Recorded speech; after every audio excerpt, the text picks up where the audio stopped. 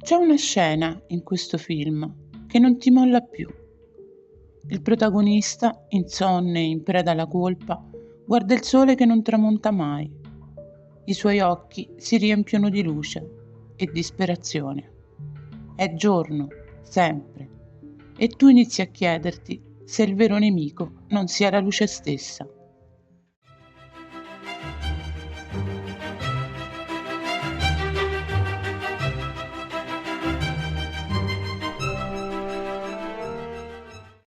Insomnia è il terzo film di Christopher Nolan, uscito nel 2002.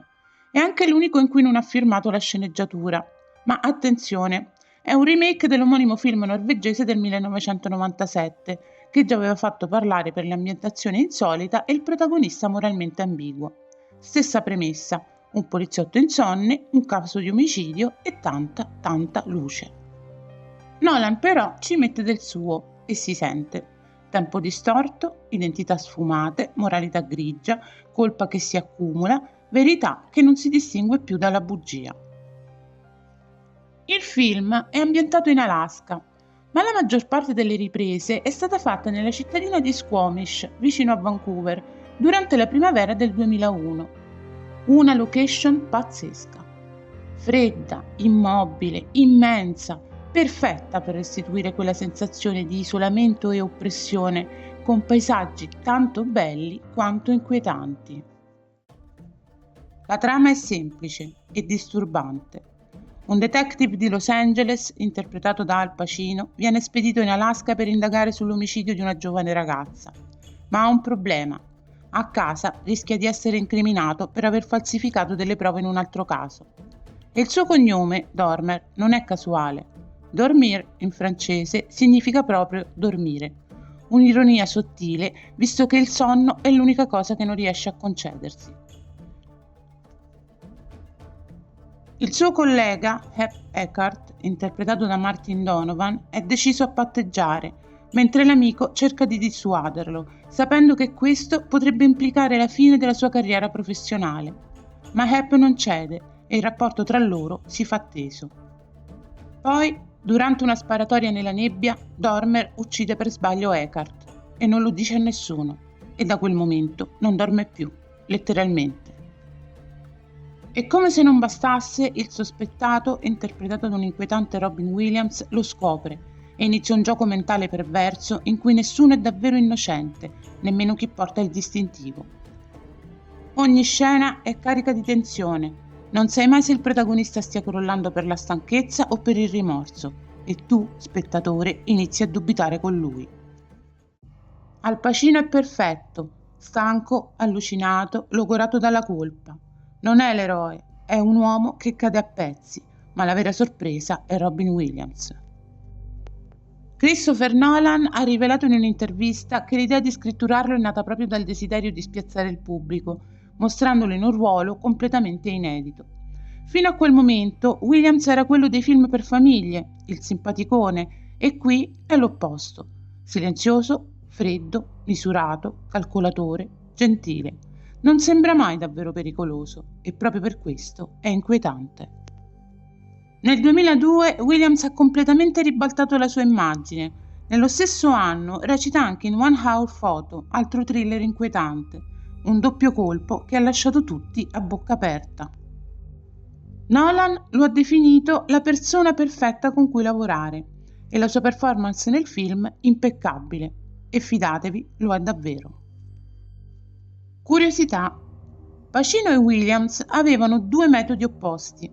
Pacino voleva prove, conversazioni, introspezione. Williams invece preferiva buttarsi, improvvisare, sentire il momento.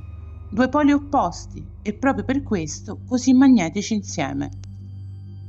Hilary Swank interpreta la giovane detective locale, idealista e determinata, che osserva tutto come un piccolo faro di giustizia in mezzo al caos. È il personaggio più puro, ma anche quello che silenziosamente mette più pressione.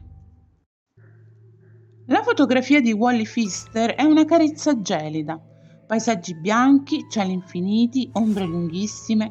L'uso della luce non è solo estetica, è psicologia pura. La luce ovunque, nessuna ombra in cui nascondersi. Ogni inquadratura ti sbatte addosso la verità.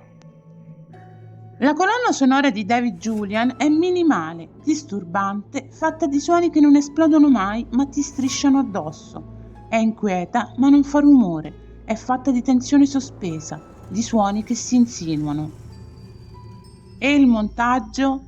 Mamma mia, il montaggio! Tagli rapidi, flash di coscienza e delirio, soggettive sfocate. Nolan usa il linguaggio del sogno o dell'incubo per farti vivere l'insonnia del protagonista. Non stai solo guardando Insomnia, lo stai vivendo. Il film parla di colpa, ma non della colpa degli altri, parla della tua. Di quella che ti porti dentro, che provi a giustificare, che magari non ti fa dormire. Parla di cosa significa essere buoni, davvero, e su quanto sia facile autoassolversi quando si è dalla parte della legge. La luce, onnipresente, è il simbolo della verità. Non puoi evitarla. La nebbia, che nasconde e confonde, è lo spazio dove accadono gli errori. E il sonno negato diventa punizione, non data, ma subita dal protagonista. È il lusso di chi può permettersi la pace con se stesso. Nolan ti chiede: puoi davvero fidarti di te stesso quando non dormi da 6 giorni? Insomnia è un thriller atipico, glaciale e silenzioso. Non ti urla addosso, non ti spara colpi di scena a tradimento. Ti accompagna lentamente nel crollo morale di un uomo che ha smesso di dormire, perché ha smesso di potersi perdonare. Non sarà il Nolan dei sogni che si piegano su se stessi, ma è già Nolan. Gioca con le regole e lo fa con una maturità impressionante. Insomnia non è il suo film più noto, ma è uno di quelli che ti rimane dentro, come la luce che non se ne va. Voto 8,5 su 10.